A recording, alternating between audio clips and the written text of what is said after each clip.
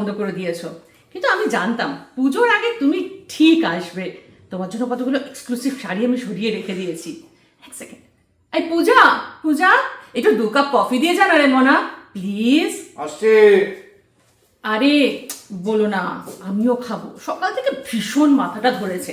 প্রথমে দিনটা শুরু হলো গীতেনের সঙ্গে ঝগড়া করে, তারপরে বুঝতেই তো পারছো পুজোর আগে এক্সিবিশনস ভিউয়ার্সদের সঙ্গে কথা বলা, 24 ঘন্টাও যেন মনে হচ্ছে এখন কম পড়ছে আমার।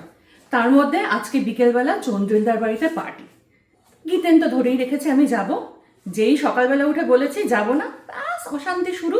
খালি বলছে তোমার এই বুটিকে টাইম পাস করতে যেতে হবে না। আর ওটা শুনেই তো গেছে আমার মাথাটা গরম হয়ে। জানো তো, তোমাকে তো বলেছি আগে, ছোটবেলা থেকে মার শাড়িতে যখন আঁচলের ডিজাইনগুলো দেখতাম, বর্ডারগুলো দেখতাম, সেগুলো দেখে খাতার মধ্যে আঁকতাম। স্বপ্ন দেখেছিলাম ফ্যাশন ডিজাইনার হব, কিন্তু বাবা হতে দিলেন না, বিয়ে দিয়ে দিলেন গীতেনের সঙ্গে। তারপরে গীতেনের লাইফস্টাইলের সঙ্গে ঠিক পোষালো না। সারাদিন অফিসে ব্যস্ত, তারপরে ক্লাব, বন্ধু বান্ধব, পিএনপিসি, গুজব, এটাই হচ্ছে কি ওর লাইফ। আমার ঠিক ওই লাইফটা পছন্দ নয়। শুরু করলাম মন মেলান্তি। জানোই তো কত কষ্ট করে তিলে তিলে এই বুটিকটাকে এত বড় একটা জায়গায় নিয়ে গেছি। এটা সম্পর্কে কেউ কিছু বললে ভালো লাগে বলো, কিন্তু কি করব, সম্পর্কের জন্য তো যেতেই হয়।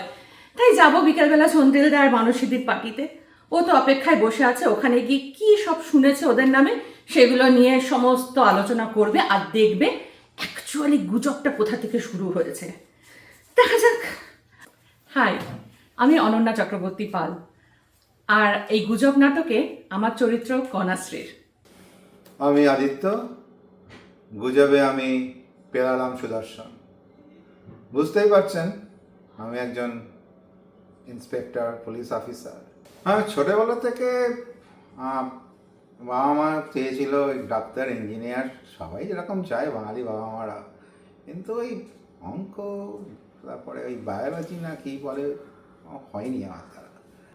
হ্যাঁ, ছোটোবেলায় ফুটবল খেলতাম খুব ভালো, এবং ফুটবল খেলার জন্য একটু দম ফম চেহারা হয়ে গেছিলো। বন্ধুরা বললো দেখ এখন পুলিশে খুব নাকি লোক নিচ্ছে, চলে গেলাম, হয়ে গেল। কিন্তু পুলিশের চাকরিটা না প্রচণ্ড মানে কঠিন মাইরি।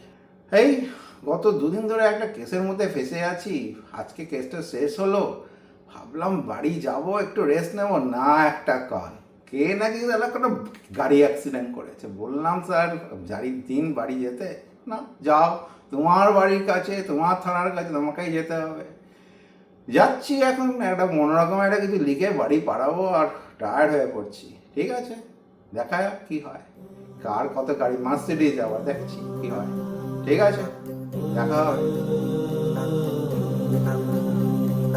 যা খুশি তা করো, ইচ্ছে যা খুশি তা খাও, যা খুশি গান গাও।